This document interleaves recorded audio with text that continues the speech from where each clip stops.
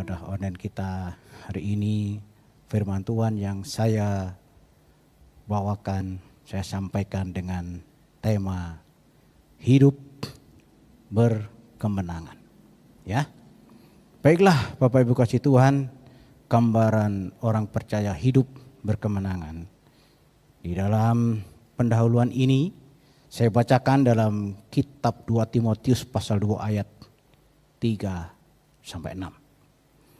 Ikutlah menderita sebagai seorang prajurit yang baik dari Kristus Yesus. Seorang prajurit yang sedang berjuang tidak memusingkan dirinya dengan hal-hal penghidupannya, supaya dengan demikian ia berkenan kepada komandannya. Seorang olahragawan hanya dapat memperoleh mahkota sebagai juara apabila ia bertanding menurut peraturan-peraturan olahraga. Seorang petani yang bekerja keras haruslah yang pertama menikmati hasil usahanya. Ya, inilah Bapak Ibu sidang jemaat kasih Tuhan, bahwa gambaran kehidupan orang percaya dikatakan dengan jelas. Ya, Rasul Paulus membekali, memberikan arahan, informasi, masukan inspirasi kepada anak rohaninya yang bernama Timotius, yang mendapatkan tugas pelayanan penggembalaan di Efesus, ya, gereja Tuhan di Efesus, ya, bahwa orang-orang percaya itu hendaklah memiliki, ya, gambaran kehidupan tentang kekristenan mengiring Tuhan Yesus, yaitu memiliki hidup yang berkemenangan, ya, yang digambarkan kehidupan orang percaya itu seorang prajurit. Digambarkan kehidupan orang percaya itu seperti seorang olahragawan. Digambarkan seorang anak-anak Tuhan orang percaya itu digambarkan seperti seorang petani. Ya, semuanya ini adalah orang-orang yang sedang di dalam perjuangan. Ya, di dalam kehidupan mengiring Tuhan di dunia ini. Ya, yaitu seorang prajurit yang berjuang antara kalah atau menang, antara hidup atau mati, ya. Seorang olahragawan juga begitu. Pertandingan sepak bola atau tinju atau bola voli, apapun bentuk pertandingannya itu, kalau tidak kalah ya menang, ya. Dan yang terakhir, seorang petani harus berjuang, ya, membajak tanah, menanam, merawat dengan segala upaya perjuangannya, sehingga ia diperhadapkan pada berhasil panen atau gagal panen karena diserbu hama dan lain sebagainya. Ya, jadi inilah Bapak Ibu kasih Tuhan yang kita memberikan pencerahan bahwa kita orang percaya harus memahami, kita harus memeriksa diri kita, menyadari Tuhan berikan kami suatu kemenangan demi kemenangan menjalani kehidupan di zaman akhir ini. Ya, baiklah sidang jemaat kasih Tuhan, hari ini di dalam ibadah online kita ini kita akan belajar bersama-sama, ya, firman Tuhan dari kitab Roma. Di dalam kitab Roma ini Bapak Ibu kasih Tuhan ada 16 pasal dan ada 433 ayat, dan kitab Roma ini ditulis oleh Rasul Paulus, Roma 1 ayat 1. Dan penulisan kitab Roma ini sekitar tahun 57 Masehi. Ya, jadi cukup banyak Bapak Ibu di dalam kitab Roma ini, ya. Tetapi kita akan belajar bersama-sama Bapak Ibu kasih Tuhan di dalam kitab Roma ini. Yang pertama, penulis kitab Roma, ya. Lalu yang kedua, apa tujuan penulisan kitab Roma? Dan yang ketiga, siapa yang membawa surat tulisan firman Tuhan kepada jemaat di Roma? Yang keempat, apa isi dalam kitab Roma yang disampaikan Rasul Paulus ini? Yang terakhir kelima, dampak dari surat tulisan firman Tuhan ini kepada jemaat di Roma. Ya, paling tidak kita ada gambaran, perincian secara detail seperti itu Bapak Ibu kasih Tuhan. Mari kita renungkan bersama-sama, ya. Tentunya Bapak Ibu jangan khawatir, kalau saya khotbahnya terlalu lama ya. Ada yang mengatakan ikan sepat ikan gabus, lebih cepat lebih bagus ya. Baiklah Bapak Ibu kasih Tuhan. Terlebih dahulu saya perlu menyampaikan yaitu tentang latar belakang keberadaan orang percaya jemaat Tuhan yang ada di Roma ini, situasinya seperti apa ya. Saya bacakan dalam kitab Daniel pasal 2 ayat 32 sampai 34 tentang penglihatan patung Raja Nebukadnezar. Adapun patung itu kepalanya dari emas tua, dada dan lengannya dari perak, perut dan pinggangnya dari tembaga, sedang pahanya dari besi, dengan kakinya sebagian dari besi dan sebagian lagi dari tanah liat. Sementara tuanku melihatnya, terungkit lepas sebuah batu tanpa perbuatan tangan manusia, lalu menimpa patung itu tepat pada kakinya yang dari besi dan tanah liat itu sehingga remuk. Ya, nah memang Bapak Ibu kita perlu mempelajari ya gambaran tentang keadaan umat Tuhan orang percaya di kota Roma ini. Ya, ini adalah penglihatan Raja Nebukadnezar yang disampaikan oleh Nabi Daniel, pencerahan apa makna mimpi Raja Nebukadnezar. Ya, yang mimpi melihat patung tingginya hampir 30 meter Bapak Ibu kasih Tuhan. Patung itu kepalanya dari emas tua, lengan dan perak dari lengan, dada dan lengan dari perak, pinggangnya dari perunggu, kaki paha itu dari besi, kaki bagian bawah dari tanah liat. Ya, dan itulah Bapak Ibu kasih Tuhan diterangkan seperti ini menurut hikmat ya orang bijaksana Nabi Daniel yang dikaruniakan Tuhan pengertian itu. Yang pertama, kepala emas tua itu adalah kerajaan Babilonia yang menjadi rajanya Raja Nebukadnezar sekitar tahun 630 sampai 562. Selama 43 tahun kerajaan Babilonia ini menjadi kerajaan terkuat, terhebat di muka bumi. Ya, tidak ada yang bisa mengalahkannya. Tetapi tiba saat waktunya pada tahun 539 bangkitlah kerajaan Media dan Persia ya, yang digambarkan yaitu lengan dan dada dari perak ya, itu kerajaan Media Persia, rajanya Raja Quraisy menyerang dan menaklukkan kerajaan Babilonia. Sehingga kerajaan Media Persia menjadi kerajaan terkuat di muka bumi pada waktu itu. Selanjutnya Bapak Ibu kasih Tuhan, ada kerajaan yang digambarkan pinggang dari tembaga itu adalah kerajaan Yunani. Pada tahun 334 sebelum Masehi di bawah pimpinan Alexander Agung menyerang dan meruntuhkan mengalahkan kerajaan Media dan Persia. Ya. Selanjutnya Bapak Ibu kasih Tuhan pada tahun 67 sebelum Masehi ya, itu bangkitlah kerajaan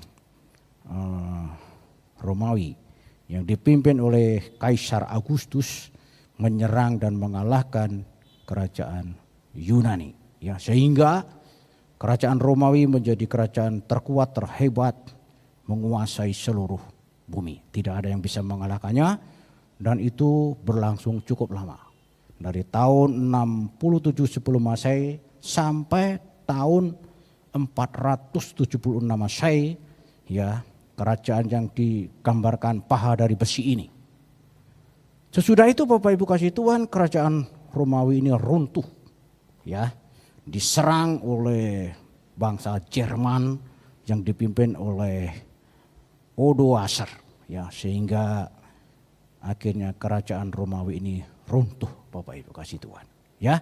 Nah itulah Bapak Ibu keberadaan jemaat orang percaya yang berada di bawah kekuasaan pemerintahan Kaisar Romawi yang berkuasa di muka bumi. Ya. Nah Bapak Ibu kasih Tuhan, kita akan menggali, merenungkan di dalam kitab Roma ini. Yang pertama tadi penulis kitab Roma. Ya, di dalam Roma pasal 1 ayat 1 dikatakan dari Paulus hamba Kristus Yesus yang dipanggil menjadi rasul dan dikuduskan untuk memberitakan Injil Allah. Penulis surat kepada jemaat Roma ini adalah Rasul Paulus yang memperkenalkan dirinya di awal suratnya Roma 1 ayat 1 dengan namanya Paulus. Identitasnya sebagai hamba Yesus Kristus. Tugas panggilannya sebagai rasul atau apostolos dan tujuan pekerjaannya dikuduskan untuk memberitakan Injil Allah. Ya, kita perhatikan surat ini sendiri tidak ditulis tangan oleh Rasul Paulus, melainkan menggunakan jasa seorang sekretaris yang bernama Tertius yang menyatakan dirinya pada Roma pasal 16 ayat 22. Ya, saya bacakan Roma 16 ayat 22. Salam dari Tuhan kepada kamu dari Tertius, yaitu aku yang menulis surat ini. Ya, ini dalam kitab Perjanjian Baru, terjemahan baru. Terjemahan lama tahun 54 juga dikatakan hal yang sama. Aku Tertius yang menulis surat ini menyampaikan salam kepadamu dalam Tuhan. Ya. Jadi Bapak Ibu kasih Tuhan, makanya kita perlu mengerti ya bahwa Rasul Paulus ya dengan dibantu oleh Tertius ya, yang mencatat menulis banyak tulisan-tulisan firman Tuhan ini ya. Dan Rasul Paulus mendapatkan informasi dari orang-orang Kristen yang datang dari Roma ke Korintus, tempat di mana surat ini ditulis. Ya, masuk bagian kedua, apa tujuan penulisan surat Roma? Ya, yaitu untuk menjawab kebutuhan jemaat Roma saat itu. Ya, surat Rasul Paulus ini ditujukan kepada jemaat di Roma. Jemaat di Roma pada saat sedang mendapat banyak masalah pergumulan dan tekanan dari berbagai masalah-masalah yang bertubi-tubi datang. Yang pertama, masalah muncul dari kalangan orang Yahudi yang menghendaki, yang memaksakan supaya orang-orang Kristen di Roma mengikuti hukum Taurat dan menjalankannya. Dan ada masalah-masalah lain. Yang kedua, yaitu masalah-masalah yang terjadi dari orang-orang di Roma sendiri.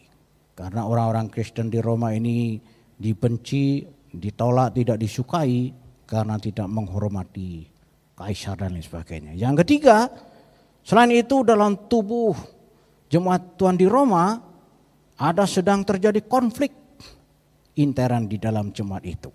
Ya. Dalam Roma 16 ayat 17, tetapi aku menasihatkan kamu saudara-saudara supaya kamu waspada terhadap mereka yang bertentangan dengan ajaran yang telah kamu terima, menimbulkan perpecahan dan godaan. Sebab itu hindarilah mereka. Ya, masalah intern. Yang keempat yaitu masalah dengan pemerintahan Romawi. Ya, di mana pemerintahan Romawi ini yaitu menuntut setiap warganya, apapun agama, keyakinan, kepercayaannya silakan boleh beribadah masing-masing, tetapi diwajibkan setiap warga di Roma harus membakar dupa. Yang berikutnya harus mengakui kaisar adalah Tuhan Yang berikutnya, semua warga Roma harus menyembah kaisar. Ya. Jadi baik kaisar Nero, Claudius maupun kaisar Domitius, kaisar-kaisar yang lain pada umumnya menuntut setiap warga kerajaan Romawi harus melakukan itu semua, ya. Kaisar-kaisar itu dikenal dengan sadis, dikenal dengan liar dan angkuh dan tidak berperi kemanusiaan. Ya. Nah, itulah Bapak Ibu bagian kedua. Yang ketiga, siapa pembawa surat dalam kitab Roma ini? Ya. Diterangkan dalam Roma 16 ayat 1 dan 2. Aku meminta perhatianmu terhadap Febe, saudari kita yang melayani jemaat di Kengkrea, supaya kamu menyambut dia dalam Tuhan, sebagaimana seharusnya bagi orang-orang kudus.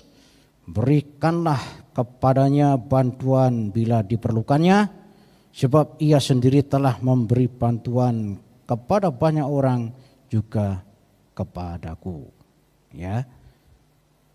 Bapak Ibu kasih Tuhan, pada waktu itu juga Febe, seorang wanita, dia sebagai diaken yang melayani di Kengkrea, akan berangkat dari Korintus menuju ke Roma dan membawa surat Roma ini, sehingga Paulus meminta jemaat di sana menyambutnya dengan baik.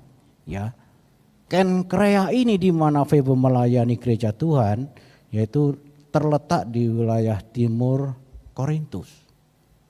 Ya, jadi Febe ini pelayan Tuhan wanita ini diaken, seorang pelayan gereja. Ya, zaman sekarang seorang rohani wati, Bapak Ibu kasih Tuhan. Ya, oleh karena itu Rasul Paulus mengirimkan surat tulisan firman Tuhan ini untuk menasihati jemaat di Roma, bagaimana seharusnya bersikap terhadap mereka dan terhadap kepada pemerintah yang ada. Ya. Bagian keempat, apa isi surat dalam kitab Roma ini? Bapak Ibu, ya. Diterangkan dalam Roma pasal 14 ayat ke-8. Sebab jika kita hidup untuk Tuhan. Ya. Dan jika kita mati untuk Tuhan. Jadi baik hidup atau mati kita milik Tuhan. Saya lanjutkan lagi. Roma 10 ayat 9 dan 10.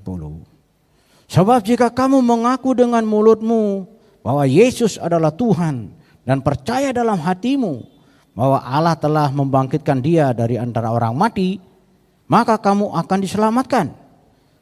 Karena dengan hati orang percaya dan dibenarkan, dan dengan mulut orang mengaku dan diselamatkan. Ya, saya lanjutkan lagi Roma 8 ayat 35 sampai 39. Demikian.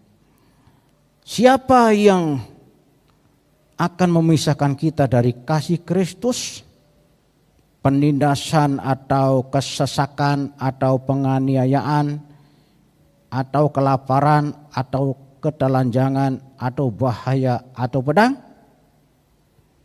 Seperti ada tertulis, oleh karena kami ada dalam bahaya maut sepanjang hari, kami telah dianggap sebagai domba-domba sembelihan. Tetapi dalam semuanya itu kita lebih daripada orang-orang yang menang oleh Dia Yesus Tuhan kita, ya, yang telah mengasihi kita.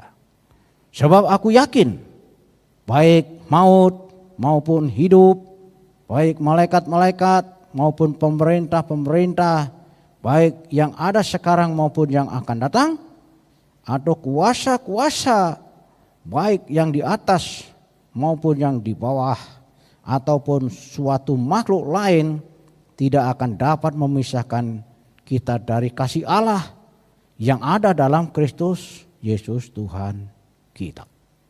Ya. Jadi saya meringkas Bapak Ibu dalam 16 pasal ini dan dalam 433 ayat ini apa pesan-pesan yang sangat urgen, sangat darurat, sangat mendesak karena berkaitan orang-orang percaya di Roma dengan keselamatan jiwanya, berkaitan dengan imannya, dengan kesetiaannya, dan di tengah-tengah mengalami keterpurukan ini datanglah tulisan firman Tuhan yang disampaikan oleh Faber yang mendapatkan tugas untuk membawa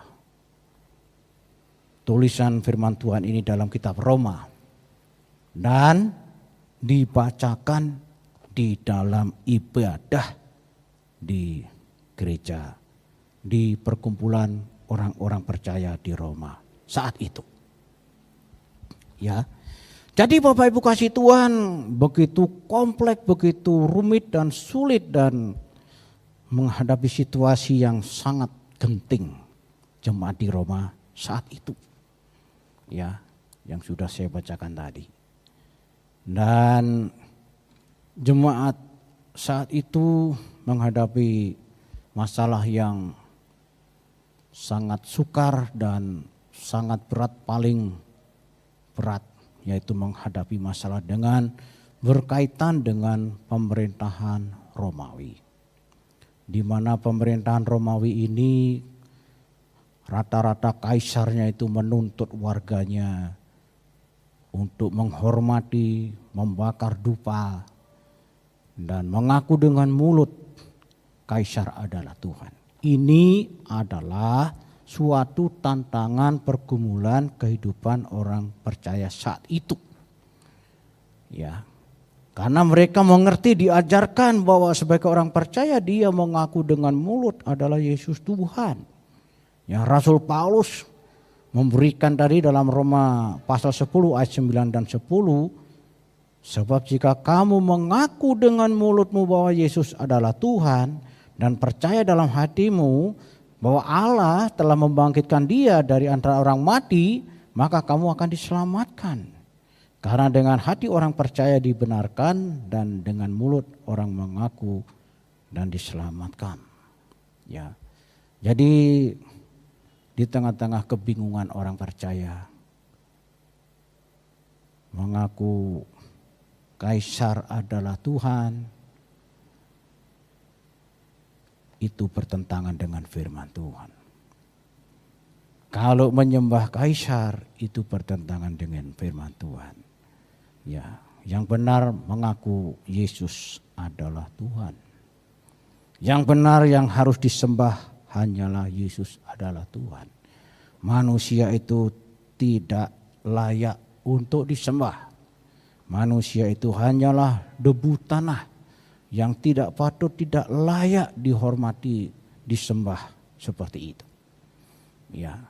Jadi situasi yang sangat sulit Bapak Ibu sidang jemaat kasih Tuhan. Karena kalau tidak mau menghormati kaisar, tidak mau mengaku kaisar adalah Tuhan, tidak mau menyembah kaisar, tidak mau membakar dupa. Bahkan yang lebih parah, lebih gila lagi, kaisar-kaisar di Roma ini, kaisar sudah mati pun disuruh menyembah mayatnya kaisar. Ya, jadi Bapak Ibu kasih Tuhan, ini kekristenan di Roma ini lahir dan menjadi Kristen yang baru, diperhadapkan situasi antara hidup dan mati, antara kalah dan menang sebagai umat Tuhan. Ya. Karena sanksinya sangat berat. Kaisar Nero maupun kaisar-kaisar lain sudah punya sanksi. Orang yang tidak mau menghormati kaisar, tidak mau menyembah, tidak mau mengaku kaisar adalah Tuhan, hukumannya satu, mati. Ya. Dalam menjatuhkan hukuman mati ini Bapak Ibu kasih Tuhan. Orang-orang percaya, umat Tuhan itu dikumpulkan. Lalu dibawa ke lapangan di Roma. Lalu di lapangan di Roma yang begitu besar, begitu luas, stadion itu diisi oleh ratusan ribuan orang. Orang-orang yang menyaksikan di situ melihat umat Tuhan. Dan disitulah mereka mengolok-olok menghina, ini orang-orang yang tidak taat, tidak menghormati kaisar. Orang-orang yang memberontak melawan kaisar. Bandel, Bapak Ibu kasih Tuhan. Ya, hukumannya Bapak Ibu kasih Tuhan. Di stadion, di lapangan di Roma itu ada kandang singa. Singa-singa yang besar-besar, yang hebat-hebat. Singa-singa yang lapar. Ya, disediakan untuk menghukum umat Tuhan ini. Ya, pintu kandang itu dibuka, maka keluarlah singa-singa itu dan orang-orang percaya diterkam, ya, dicabik-cabik dan dimakan, mati di situ. Ya, selain itu Bapak Ibu, hukuman dari kaisar ini yang berikutnya adalah itu orang-orang di Roma itu suruh melihat ini kaum yang memberontak ini hukumannya yaitu disalib. Ya, orang-orang Kristen, orang percaya disalib sampai mati. Ada juga yang dibakar hidup-hidup.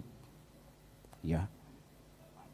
Dan hukuman yang lain ada juga yang dipenggal. Ya, jadi Bapak Ibu kasih Tuhan, makanya Rasul Paulus dengan hikmat dari Tuhan, ya, siapakah yang akan memisahkan kita dari kasih Kristus? Penindasan atau kesesakan atau penganiayaan atau kelaparan atau ketelanjangan atau bahaya atau pedang. Ya. Jadi Bapak Ibu kasih Tuhan, jemaat di Roma itu benar-benar menghadapi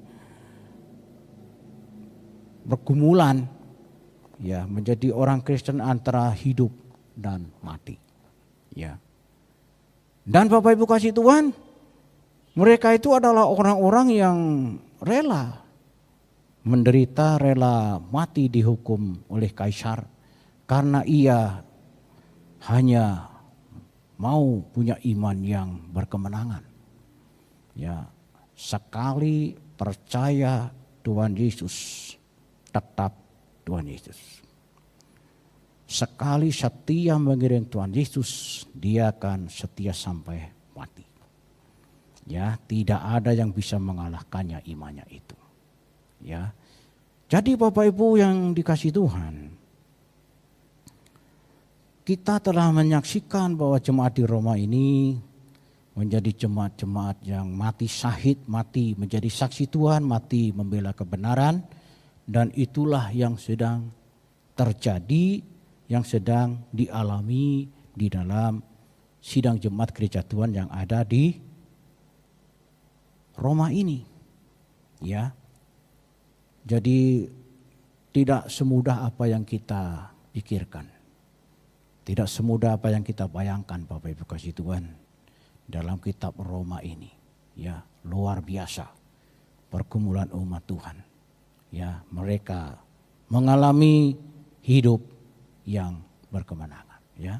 Bagian kelima yaitu dampak dari tulisan surat firman Tuhan yang dibawakan oleh Febe kepada jemaat di Roma ini. Ya, surat Roma dari Rasul Paulus firman Tuhan ini memiliki dampak yang luar biasa Bapak Ibu kasih Tuhan. Ya. Dampaknya itu sungguh sangat kelihatan. Sangat menyolok di dalam kitab Roma pasal 16 ayat 1 sampai 15. Di situ Rasul Paulus dia mengingat satu persatu, ya, para umat Tuhan dan para pelayan-pelayan yang setia mengiring Tuhan, yang mereka berkesempatan sebagai pelayan-pelayan Tuhan, mereka hidup di dalam perjuangan melayani Tuhan. Ya, disebutkan namanya mereka satu persatu. Mereka ini adalah orang-orang yang masih hidup, orang-orang percaya yang setia mengiring Tuhan, walaupun dia harus menyangkal diri dan memikul salib. Ya, dan kita melihat dampak dari tulisan firman Tuhan kepada jemaat di Roma ini ternyata mengalami kemenangan, Bapak Ibu, yang dikasih Tuhan. Ya, nah itulah Bapak Ibu kasih Tuhan, kita telah melihat ya secara ringkas, secara sederhana ya gambaran dari jemaat Tuhan yang ada di Roma dengan segala macam masalah pergumulannya, dan bagaimana Tuhan menjawab, bagaimana Tuhan berikan ya jawaban, pengertian, nasihat, arahan, panduan ya melalui rasulnya ini, Rasul Paulus ya. Dan itulah Bapak Ibu yang terjadi di dalam kitab Roma. Mereka hidup sebagai orang-orang percaya yang berkemenangan ya. Umat Tuhan, gereja Tuhan tidak dapat dikalahkan ya. Mereka tampil sebagai pemenang ya sampai hari ini ya. Bapak Ibu kasih Tuhan, untuk hidup berkemenangan ya ada nasihat firman Tuhan dalam Wahyu pasal 2 ayat 10.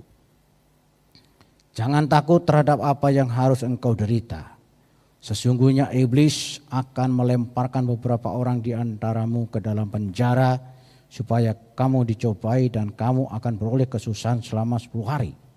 Hendaklah engkau setia sampai mati dan aku akan mengaruniakan kepadamu mahkota kehidupan. Bapak Ibu ya.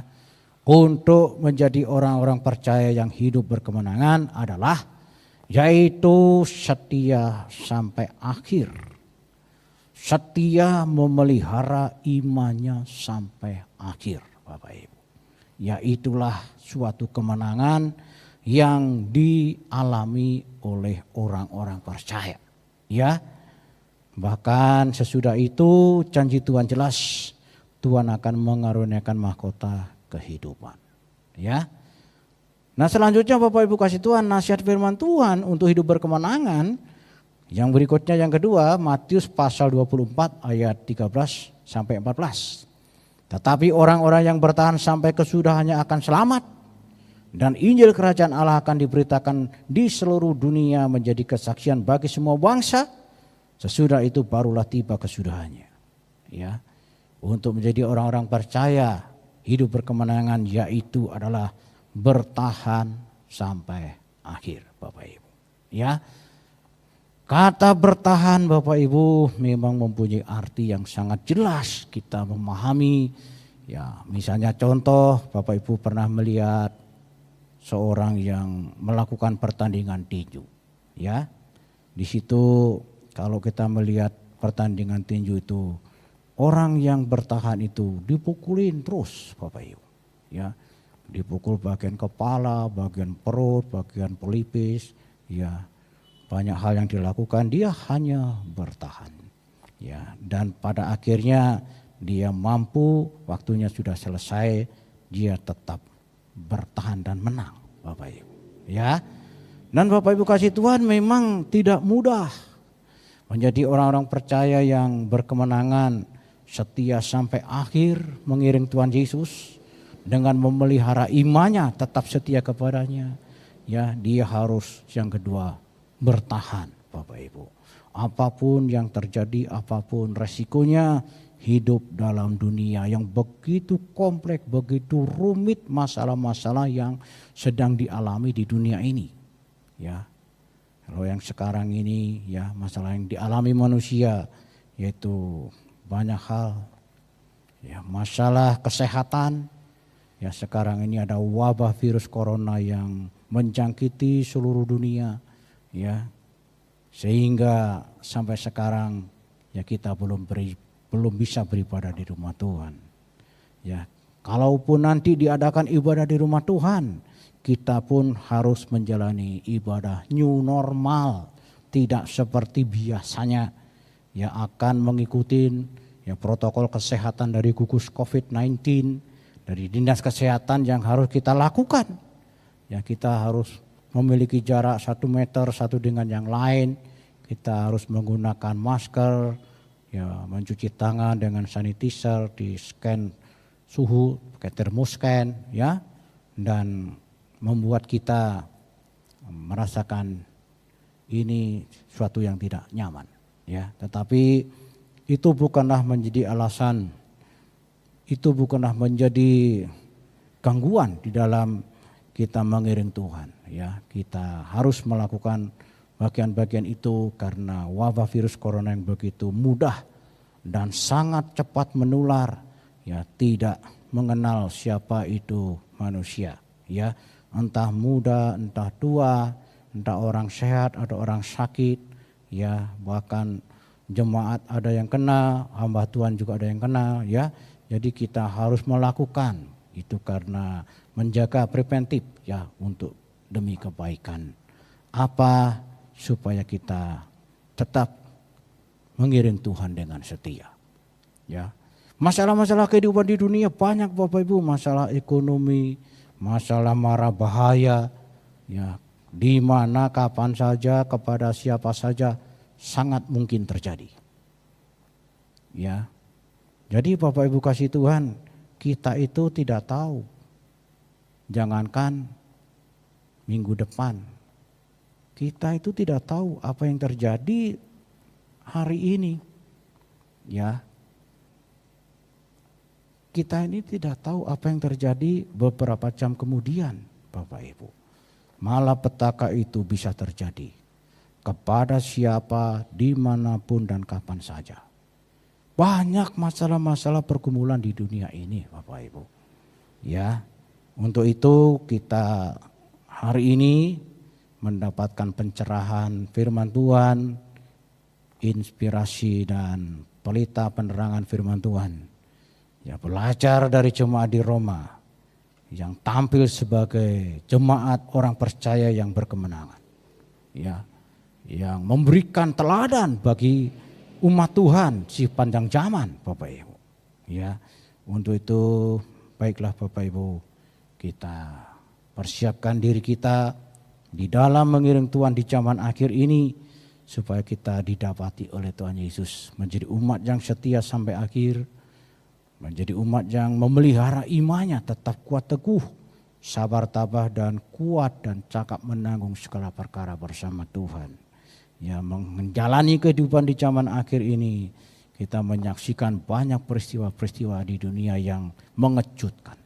Ya, peristiwa yang aneh-aneh yang terjadi yang tidak terpikirkan sebelumnya. Ya, tetapi kita harus yakin, harus percaya bahwa Tuhan Yesus yang berjanji Dia akan menyertai umatnya orang percaya sampai akhir zaman melalui Roh Kudus-Nya yang dicurahkan dalam kehidupan kita, ya. Amin buat firman Tuhan.